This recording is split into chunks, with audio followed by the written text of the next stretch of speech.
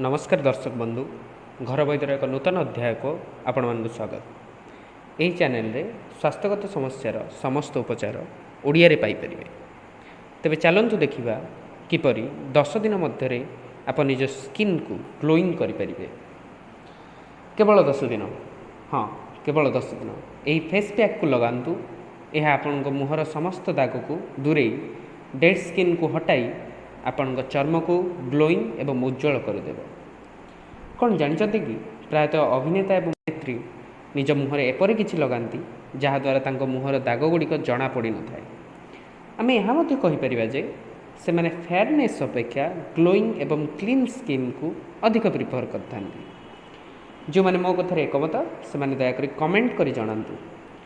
Skin colour किछि भी होता स्किन रे दाग नथिबा दरकार एवं स्किन को ग्लो करिथिबा दरकार।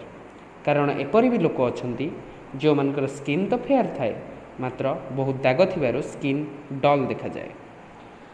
चलंतु एबे देखिबा किपरि फेस पैक टी बनेबे एवं यार रिजल्ट मध्ये आपण बहुत शीघ्र पाई परिबे। जदि वीडियोटी पसंद आसीबो तबे शेयर लाइक शेयर एवं सब्सक्राइब करिवे। एही पैक टी बनेबा पई आपन को प्रथमे नेबाको पड़िबो अमृतभंडा। एथिरे थाए विटामिन ए जहाँ आपण स्किन रु डेड स्किन लेयर को हटाई दे थाए एवं स्किन रु दाग को मध्य हटाई दे थाए। अमृतभंडार गोटे छोट पीस नियंतु एवं सेथिरु चोपा छड़े ताकू चामच साहाय्य स्माश कर नियंतु। एबे सेथिरे बादाम तेल 3 ରୁ 4 ड्रप मिसाई दियंतु। गोटे बेस्ट बादाम तेल लिंक डिस्क्रिप्शन रे रही आपण चाहिए ताहा मध्य यूज करि परिबे। बादाम तेल रे विटामिन ई थिबारु यह स्किन को ग्लोइंग करिथाए एवं डेड स्किन को सफा करिथाए। डार्क सर्कल्स को मध्य कमाई दिए एवं त्वचा को रिंकल फ्री बनाई थाए। एवं यह को स्टीम साहाय्य गरम करंतु। एबे जो मिश्रणटी अच्छी ताको स्टीम साहाय्य गरम करंतु।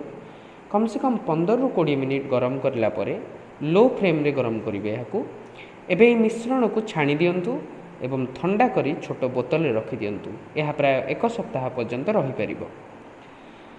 राति रे सोइबा पूर्वरु मुह को भल भाव में धोई एही पैक को लगाई सोई पड़ंतु।